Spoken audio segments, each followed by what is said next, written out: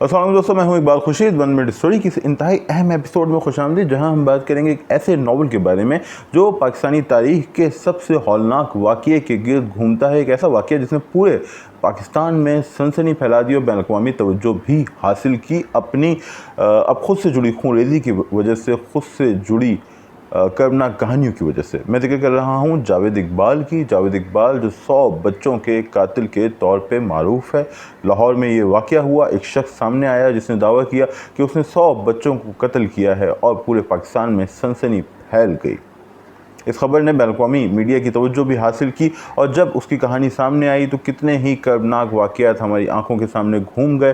वो बच्चे जो घरों से भाग जाते हैं, वो बच्चे जो सड़कों पर रहते हैं, वो बच्चे जिनका कोई वारिस नहीं होता, उन्हें कैसे एक शख्स ने, एक शातिर शख्स ने, एक जालिम शख्स ने अपने जाल में फंसाया, कत्ल किया और फिर तेज़ाब के ड्रम में डुबो के ख़त्म कर दिया। और कोई उस तक ना पहुँच सका, मगर बाद में उसने खुद ही इन कत्लों का, इन वाक़यात का एतराफ़ किया और सामने आया पुलिस के और ख़ुद को पुलिस के सामने पेश किया।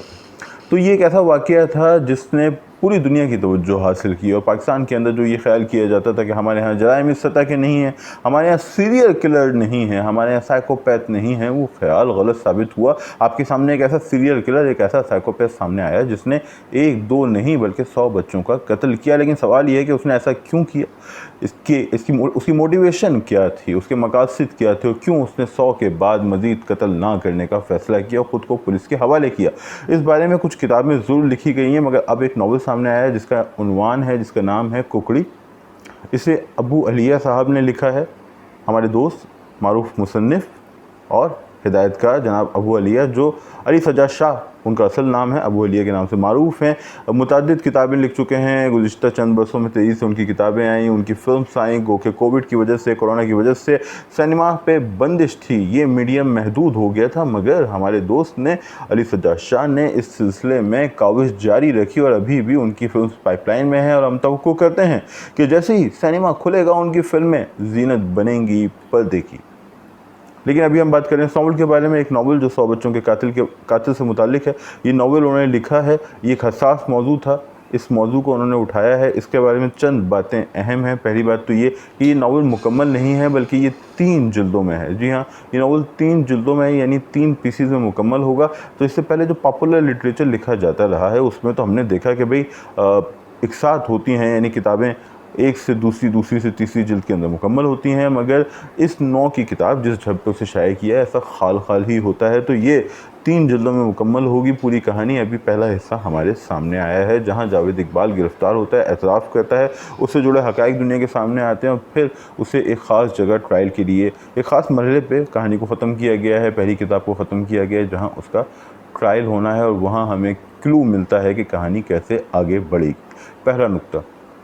दूसरा नुक्ता, इसके अंदर मनाजिर हैं, मंज़र है, हर मंज़र की अपनी डिटेल्स हैं। हर मंज़र शुरू होता है, ख़त्म होता है, उसका तजस्सुस है और वो अगले मंज़र से जुड़ता है। तो प्लॉट का पैटर्न हमें नज़र आता है और ऐसा क्यों है, उसका सबब है।